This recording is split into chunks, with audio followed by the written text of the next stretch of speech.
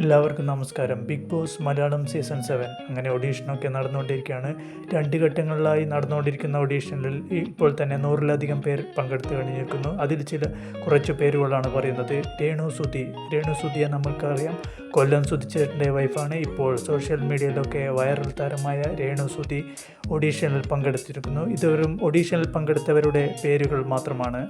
അതുപോലെ അനുമോളെ നമുക്കറിയാം, സ്റ്റാർ മാജിക്കിലൊക്കെ ഉണ്ടായിരുന്ന അനുമോളും ഓഡീഷനിൽ ബിഗ് ബോസ് മലയാളം സീസൺ 7 ഓഡീഷനിൽ പങ്കെടുത്ത് കഴിഞ്ഞിരിക്കുന്നതാണ്. പിന്നെ ആകാശ് അഖിലേഷ്, പുള്ളി ഒരു എൻ്റർപ്രണറാണ്.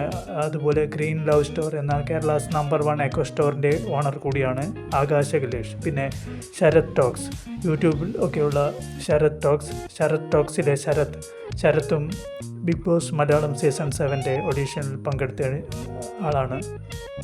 പിന്നെ അതുപോലെ രോഹൻ ലോണ ഒരു ആക്ടറാണ്. പുള്ളിയും ഇതുപോലെ ബിഗ് ബോസ് മലയാളം സീസൺ 7 ഓഡീഷനിൽ പങ്കെടുത്തിരിക്കുന്നു. ഇത് വെറും ഓഡീഷനിൽ പങ്കെടുത്തവരുടെ പേരാണ്, കൺഫേം ആയിട്ടുള്ള ലിസ്റ്റൊന്നുമല്ല. അതൊക്കെ ബിഗ് ബോസ് തുടങ്ങുന്നതിൻ്റെ കുറച്ച് മുമ്പ് മാത്രമേ പറയാൻ പറ്റൂ. അതുപോലെ ആദില നൂറ ലെസ്ബിയൻ കപ്പിൾസാണ്. അവരും ബിഗ് ബോസ് മലയാളം സീസൺ 7 ഓഡീഷനിൽ പങ്കെടുത്തു.